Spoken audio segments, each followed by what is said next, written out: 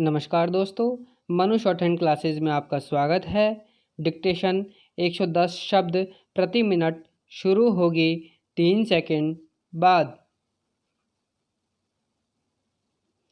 अध्यक्ष महोदय, मैं आपको एक और बात बतलाना चाहती हूँ और वह यह है कि कृषि विभाग को योजना आयोग ने बहुत गलत रास्ते में बिठा दिया है।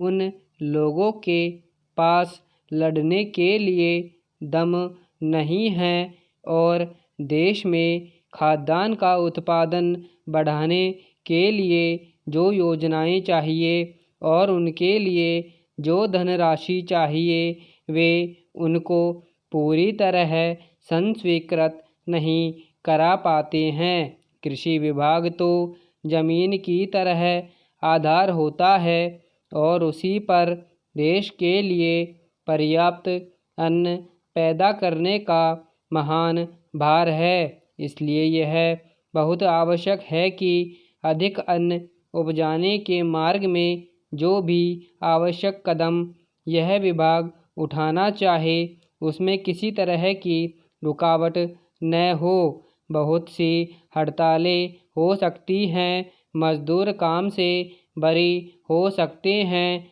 लेकिन किसी भी हालत में वे खाने से बरी नहीं हो सकते।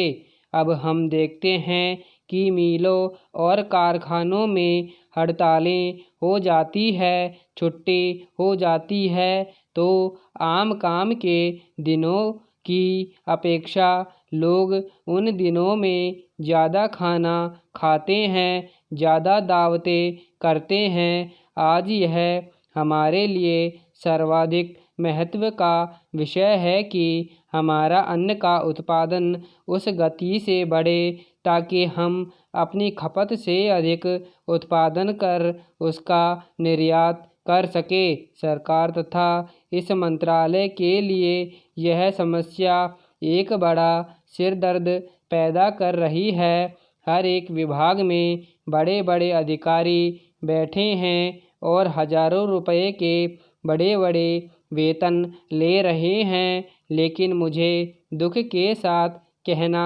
पड़ता है कि उनका दिमाग कार्यालय की मिसिलों और कागज़ों में लगा रहता है। इस विभाग का काम बहुत ही महत्वपूर्ण है।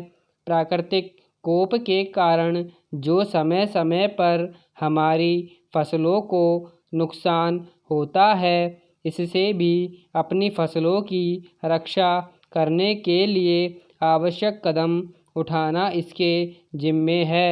आज मेरे पास लखनऊ से कुछ लोग आए थे।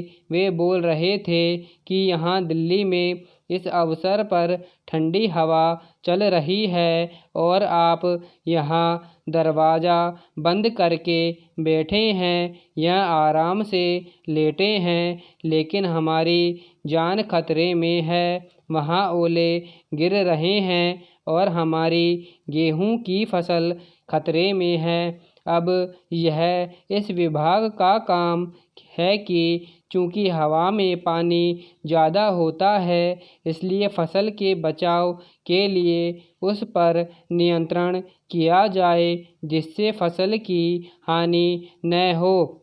अध्यक्ष महोदय, जिस भावना से मैंने यह बिल पेश किया है उसको विरोधी पक्ष के लगभग सभी सदस्यों ने एकमत से महसूस किया है कि बेकारी देश में जो समस्या है वह एक भयंकर समस्या है और उसके कारण जो हमारे देश का विकास चाहे वह सामाजिक हो, आर्थिक हो या सांस्कृतिक रुका हुआ है और ऐसी स्थिति में हम आगे बढ़ नहीं सकते हैं। इसी प्रकार से इस परिस्थिति का निर्माण हम पिछले 54 वर्षों से देख रहे हैं। मंत्री महोदय ने यहाँ पर अभी कहा कि राष्ट्रपति इस काम को नहीं कर सकते हैं क्योंकि वह उनके अधिकार के बाहर है। आप राज्यों में राज्यपाल शासन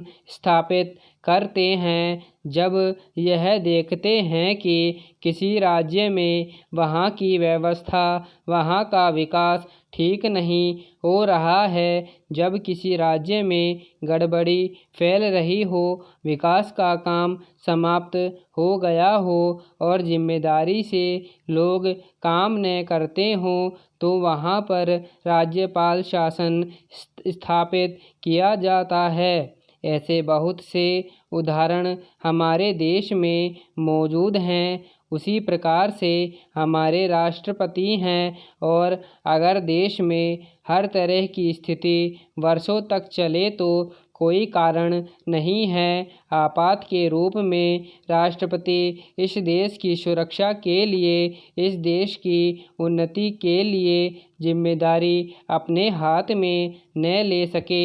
हमारे भाइयों ने बहुत से उदाहरण दिए हैं कि राज्यों में संयुक्त सरकारें नहीं चली, लेकिन उसके पीछे राजनीतिक हथकंडे थे।